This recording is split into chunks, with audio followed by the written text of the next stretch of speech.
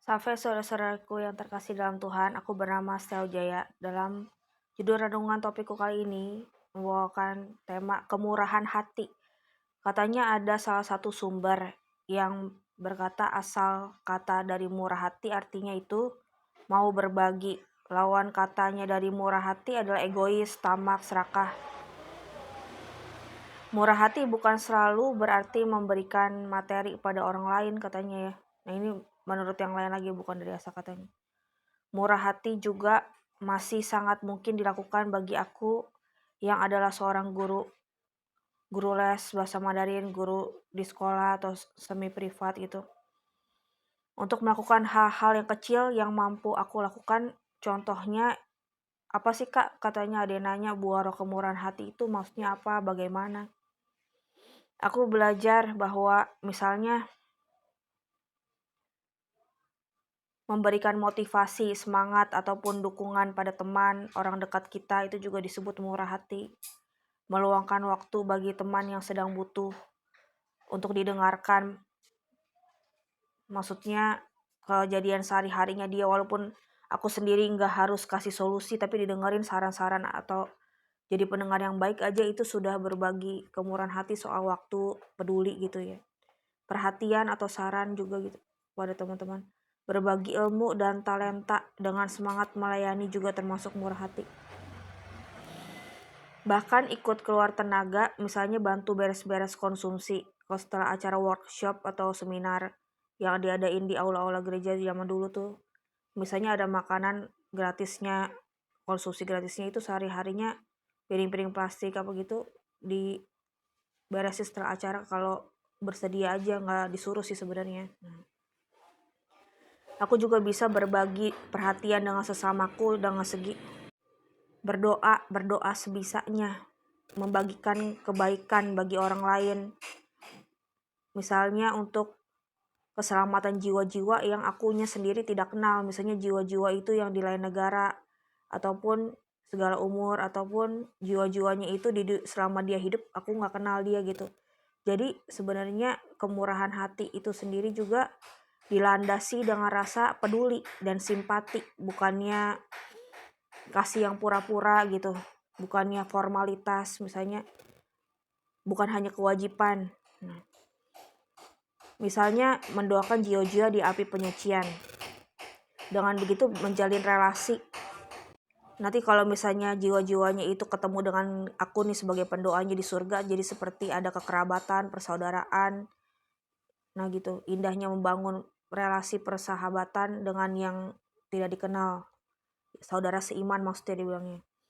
Murah hati juga ada yang bilang itu artinya rela mengorbankan kepentingan diri sendiri. Misalnya aku mengorbankan waktu, tenaga, usaha, misalnya waktunya bisa aku gunain secara bebas untuk senang-senang belanja atau makan-makan di luar, jalan-jalan kemana gitu. Tapi aku misalnya tanda petik repot sedikit berbagi bantuan dengan sesama gitu. Mau sedikit gitu repot, tapi masih bisa untuk dilakukan, masih bisa terjangkau gitu. Tindakan yang sederhana seringkali lebih mengena dan menyentuh daripada banyak sekali rangkaian kata-kata indah, kata-kata bagus sekali. Kesaksian lewat banyak sekali kata-kata memang bisa membuat orang percaya.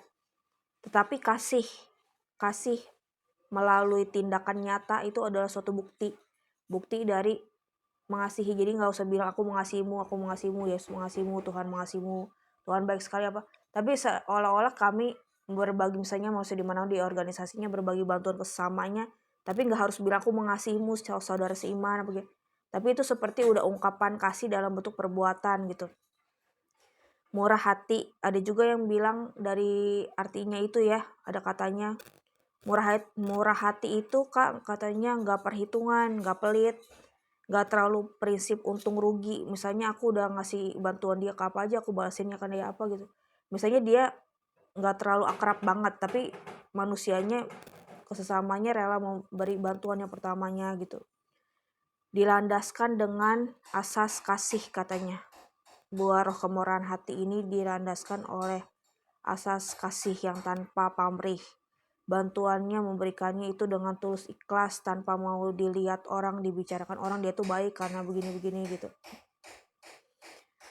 Katanya firman 1 Korintus, sekalipun aku dapat berkata-kata dengan semua bahasa manusia dan bahkan bahasa malaikat, tapi jika aku tidak mempunyai kasih, aku sama dengan gong yang berkumandang dan canang yang gemerincing.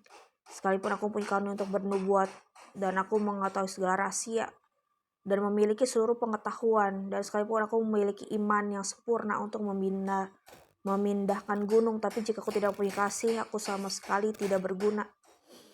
Yang perlu diingat juga kalau misalnya berbagi bantuan, materi atau apa gitu ya, sedikit banyak entah nominal seberapa ya, harus perlu diingat bukan berdasarkan asas kasih imannya aja, tapi ada ilmu ekonomi, ilmu psikologi.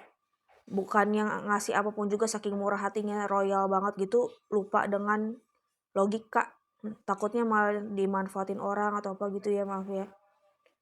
Misalnya apa-apa semuanya dikasih ke orang lain untuk menyenangkan orang lain, untuk mencukupi kebutuhan dia gitu ya. Tapi kalau keluarga sendiri nggak cukup gimana?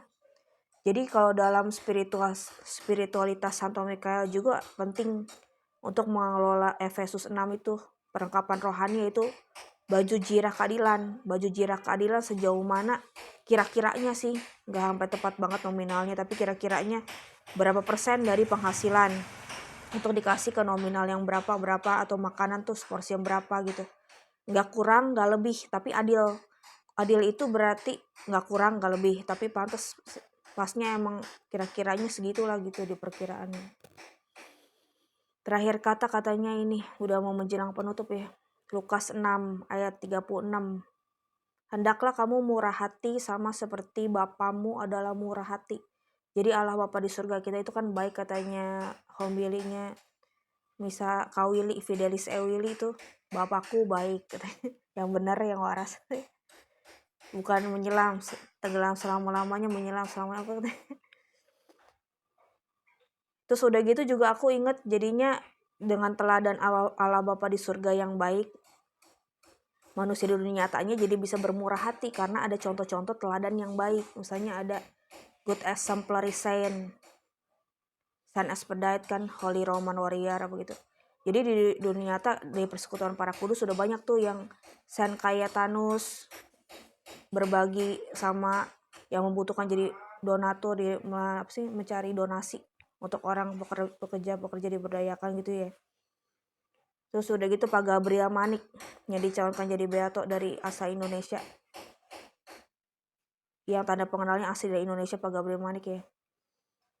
Murah hati, dermawan, perhatian pada kaum miskin dan papa, katanya Pak Gabriel Manik kepada Kustajaya, dia bilang begitu ya. Terus udah gitu juga ada yang istilah ensiklik. Ensiklik itu suatu buku ya yang ditulis oleh Paus Yohanes Paulus II. Nama judulnya Dives in Misericordia, kaya dalam kemurahan hati. Bahasa Indonesianya kaya dalam kemurahan hati. Banyak berbicara tentang kemurahan hati Tuhan dan menjadi salah satu acuan pokok dalam penulisan ensiklik Paus Fransiskus. Ensiklik Paus Fransiskus berjudul Misericordiae Vultus, selama tahun kerahiman yang lalu. Ya begitu. Demikianlah renunganku kali ini yang udah lama banget aku tulis di blogku renungan buat gue .blogspot.co.id.